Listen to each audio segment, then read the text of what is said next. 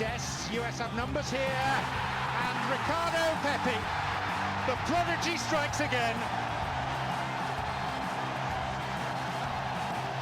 Mature beyond his years. He'll cross this one in, diving header, and it's in! The choo-choo train just keeps steaming along. And here's another one. It's Pepi. And here's Aronson breaking lines for the US.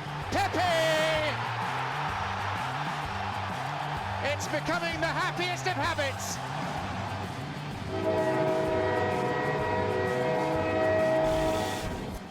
Hercules, I know you were calling the USA-Jamaica game in Spanish last night, but had you been watching our English language broadcast, you would have seen that our sideline reporter for the day was Sam Borden, a man who was very busy this past week in Austin, sat down for some long-ranging interviews with some of the stars of this team, but who better to start with than the man of the hour, Ricardo Pepi himself. Here's a brief snippet of Sam and Ricardo one-on-one.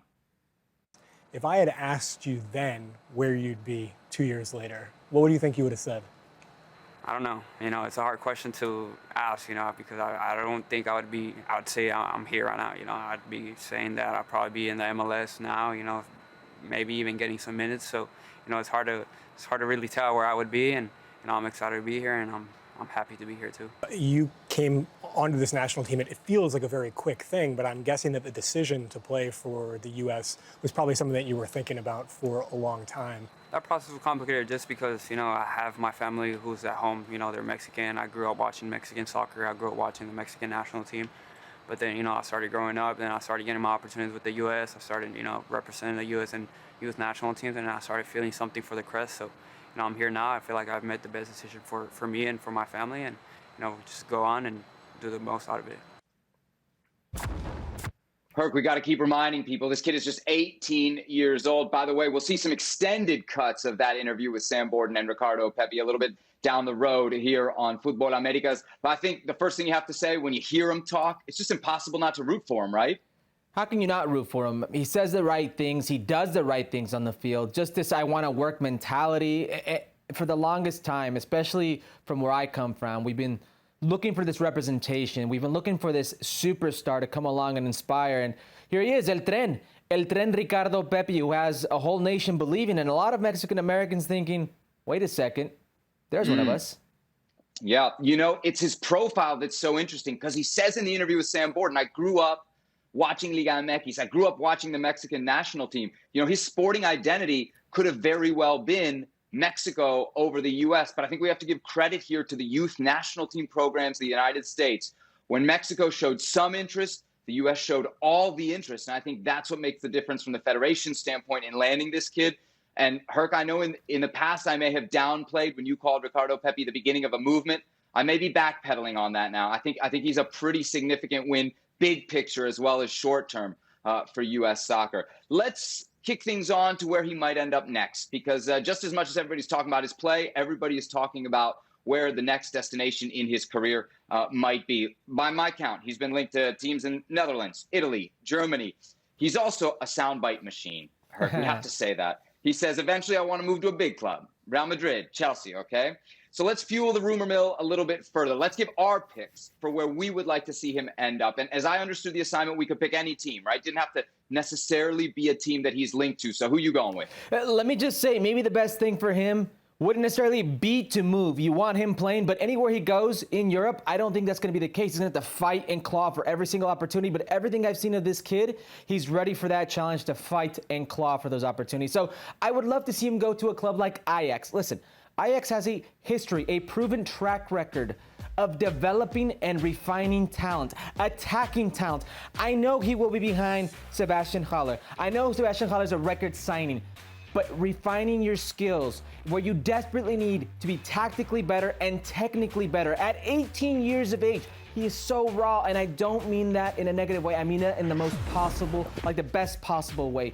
You can mold this kid into something special. I think Ajax, I think Holland, I think Netherlands is a perfect place for him to develop said talent. How many times have we seen good talent become great talent and move on to bigger and better, as Ricardo Pepi himself said he wants to do? Ajax for sure is a football factory. It's very hard to make an argument against them, but let me do my best here. You mentioned Sebastian Haller.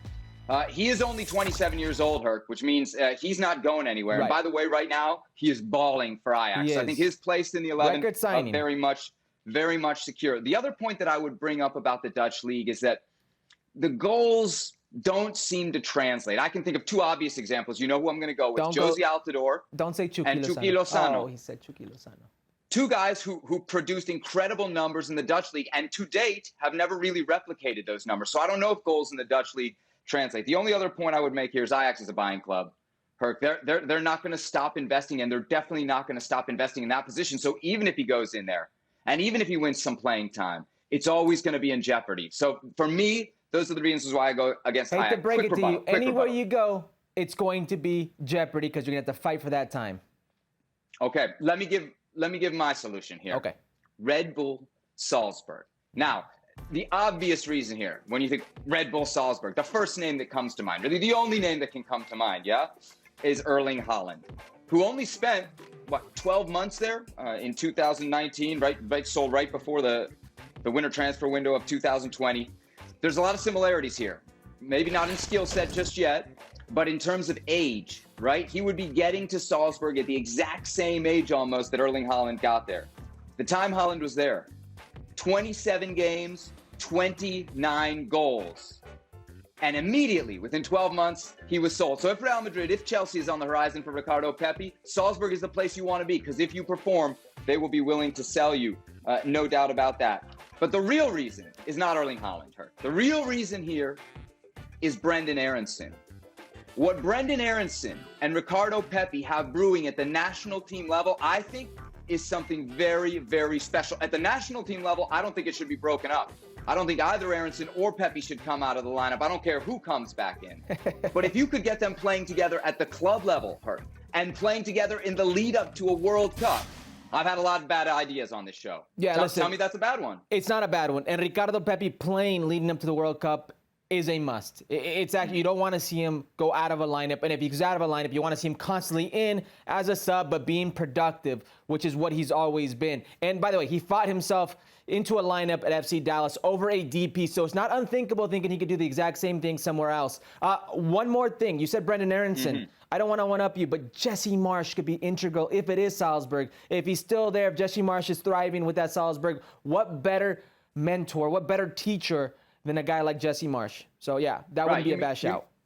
You mean eventually a jump from Salzburg yes, then to Leipzig? Yeah, right, yes. Obviously, he'll be a player that will be well-known to Red Bull. No doubt about that. All right, so, Herc, here we are. We're two guys on the Pepi hype train. But maybe let's see if we can add a third. And what better third would there be to add to the Ricardo Pepi hype train than none other than a World Cup winner, former manager of the U.S. men's national team, and I think now we can fairly call him a good friend of the show here on Football America, is none other than Jürgen Klinsmann. Jürgen Klinsmann joins us. Jürgen, thanks so much for the time. Great to have you with us. Let me ask you the direct question right away. Are you, Jürgen Klinsmann, on the Ricardo Pepi hype train? I'm definitely on his train. Hype is something a little bit different. I mean, I'm so pleased about, obviously what this kid is doing at such a young age. And obviously, scoring goals in World Cup qualifiers is a big deal. And I see in him a little bit of a young Hercules Gomez, to be honest. Yeah. Wow. I mean, I see in him a kid that is, no, absolutely. I mean it that way because he is at the right time, at the right spot. He is left-footed, right-footed. He can finish with his head. He's an instinct player. And Herc was also somebody just living off his instinct. And this is something that no coach can teach you. No, this is something that you bring with from the streets, from wherever you play, wherever you kick the ball around. And this is, it is an awesome momentum for him, for the U.S. men's national team, obviously, to get the points so needed for qualifying to Qatar. But I would kind of slow down the train a little bit because the questions that you just discussed, where should he go? When should he go? Those are very, very difficult ones because obviously we don't enter in the mindset of himself, at 18 years of age or the parents or his environment. I think it looks from the outside, I can only talk about it from the outside, that he's in a good place at FC Dallas, that he's learning his trade, that he's starts to score his goals, Obviously, being invited to the national team is a big deal. Now started there to score. The most important thing, as you already mentioned, is, if you look down the road, 14 months down the road, we have the World Cup in Qatar. And if you want to be there, that World Cup, you got to come off a good run of games. You need to play. You need to play week in, week out, if you want to have a good World Cup there. Now, can he go somewhere in Europe and prove his point? Oh, absolutely. He probably will. But the timing, it's really the timing needs to be the right one. And so, some kids, they, like Brandon Aronson, they go over there, they learn German or Austrian, it's kind of a fake dialect of German. and they prove their point, or Christian Pulisic, I remember, he took German class. After a short amount of time, he spoke amazingly German and so on. But not everybody is that way. I wanted to leave actually my hometown, Stuttgart, at the age of, I think I was 21. I had an offer from Arsene Wenger in Monaco for a lot of money, and thought, I'm ready. I'm going to rock it now down in France. And my own club president came up to me and says, Jürgen, you're not ready at all. You're still a kid. So you still need to be surrounded by your friends here in Stuttgart, by your family. I let you go, but you got to wait another 2 years. And it was the case. So I had to wait 2 years. I was then 23 when I made my first move to Inter Milan, then away from home. So this move, when we talk about Europe, for some it works out well right away. Depends what support system do you have then also in Europe if you go. And for some, it might be not the right moment yet. Maybe you need a couple of more years in your comfortable more surroundings and score your goals in MLS, which is awesome. And then, sooner or later the moment comes, but you got to calculate it a bit towards Qatar. It's a big deal. Qatar, if he's now doing so well, the kid, I think, focus on FC Dallas is great, and hopefully being always invited by Greg Berhalter for the national team, that's the big deal. Now, Jürgen, a lot of people are going to watch this interview, this segment right now, and they're going to say, wait a second, Jürgen Klinsmann, who famously got into it, Don Garber, about saying the best players for the national team have to play in Europe, now is saying Ricardo Pepi has to stay in Major League Soccer. Is that what you're saying, one? And two, I agree with what you're saying, so tell me something that Jürgen Klinsmann, one of the best forwards in world football, sees in Ricardo Pepi that he needs to work on. Well, the point one is, when is the right time to go to Europe? It depends only on the person himself. And I always said that when I coached the US team, I said, when you feel you're ready, go. Because obviously you always have to challenge for the next possible level. And if you play in MLS or you play in Mexico, and the next possible level is Europe. So I always encourage that. If you don't get that opportunity, or if you don't feel like taking that opportunity, then stay where you are. It's totally cool. We went to Brazil with, I think, 12 or 13 MLS players. It was awesome. So there were a lot of wrong words being said after after I left the U.S. national team. I think, Ricardo, no matter where he will go and when he will go, still has to learn a lot. There's no doubt about it. The more you move up in the ranks, the tighter the spaces, the faster the game, the more physical it gets. And also from the mental point of view, when you go overseas at that point in time, it's a 24/7 environment. That means people will talk to you everywhere you go. If you go to the baker butcher, we'll talk about your performance. They will be in your face if you don't score for 2 games. I remember not scoring for 2 or 3 or 4 games in Milan, and I couldn't go out anymore. They after you. So all these little elements, the social life, obviously the family support, your confidence level when you go, as you said in the beginning, Jörg, you said, it's a bit different ballgame. When every training session is basically, it's not a war, but it's a fight. It's a fight for those spots, and because everything is also kind of on an incentive level. Because of the bonus system in the European leagues, you make more money if you play from the beginning, you make less money if you get subbed in, and you make almost no money if you're on the bench and yet not getting subbed in. So all these different things play a role. But right now, I just would relax if I was him. do my best for FC Dallas, score goals in MLS, and hopefully score goals for the national team in order to get us qualified there for Qatar. But I understand the hype. The hype is all right.